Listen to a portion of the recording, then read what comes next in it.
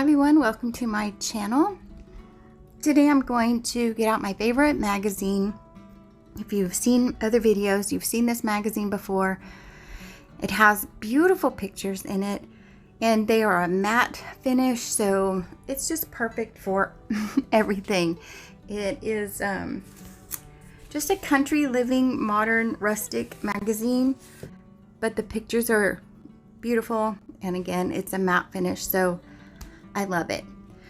So I have this little template here that I ordered from an Etsy shop. You could definitely make your own. I have talked about that several times. Just measure out what it is that you're going to use. An ATC, a Rolodex, a mini mood card, a 20, whatever you're going to use. You can cut that shape out of a little piece of cardboard, the spaghetti box, something like that, and make your template. And what you can do is that helps you see exactly on the page what's going to appear in your project.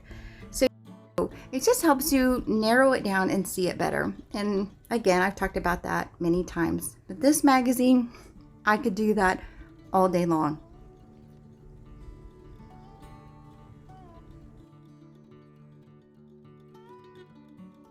Here on this picture, I think it would make the prettiest background for one of your ATCs.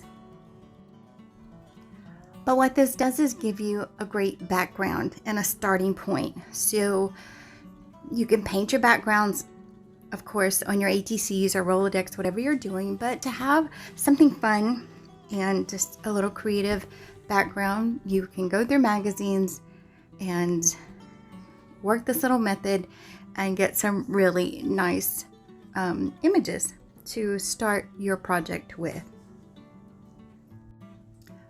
I feel like I don't want to let this run for too long, but I get excited when I see the different images come through this little rectangle.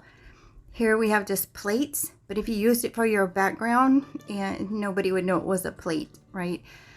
And here's basket, that would be a really pretty background. This wall hanging, that also would be beautiful background for something.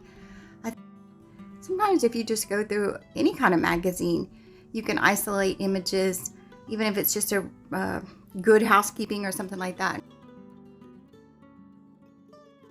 All right, so let's get on to today's cards.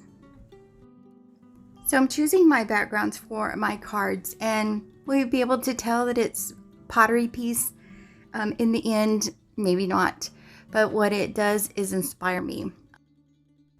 Here we are, we're just starting with an image that just, you know, like Marie says, sparks joy. Then you want to start with that. Whether you can see it in the end or not, it just depends on how creative you feel while you're working on it. And, you know, yes or no, you may not be able to see it.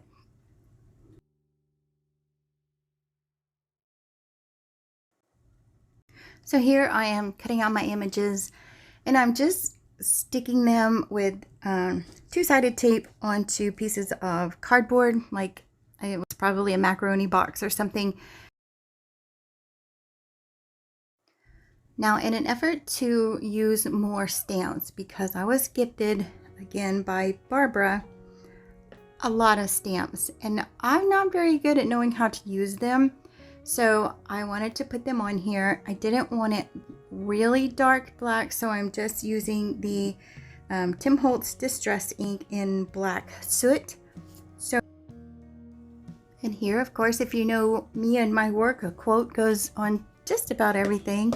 And I think it's because sometimes it's witty, sometimes it's snarky, sometimes it's thought-provoking, sometimes it's a statement about things that are happening in the world. And those little quotes just come out, and then while you're working on your project, you can kind of process those and kind of see what they mean to you. So here I'm just cutting the quote into smaller strips so it fits on the card. And at this point, I think that my background is so pretty, I just want to put a quote on it and leave it at that. But then, you know, you get the next idea, and so you have to change things up a little bit. I have my Tim Holtz characters out from the last video I did was Rolodex cards. So I thought, what if we just had this one who is sitting on top of this typewriter, like looks educated and like he has something to say. So I'm going to just set him right here on top, and then I'll rearrange my quote now that he's on the card. So I just tore a piece of tea-dyed paper here. I just wanted to give her something to kind of, she's sitting, so to have her feet resting on, so she's just not dangling there on the card. Also, in the end, I don't know if I got a picture of it yet, but I did pencil in what might look to be like a bench or just something. I just shaded it back there so it doesn't look like a bench, but it kind of looks like she's sat on something. So also I pencil in a cane because I realized after I did the video that his hand is out there and I didn't put anything in it, and I couldn't find a stamp that would go. I didn't have a stamp of a cane or a sticker, so I hand drew in a cane so it looks like he's resting on that. Makes him look even more sophisticated, and so I like that. I also changed her dress color to pink, and I added some texture paste around the edges. Texture paste for me was just kind of a fun, messy look. Sometimes I'll just use white paint and just put it kind of messily around the edges just to add a frame other than just the inking. Okay guys, that's it. Thanks for joining me. I hope you saw a tip or two that you might like to try in your next project.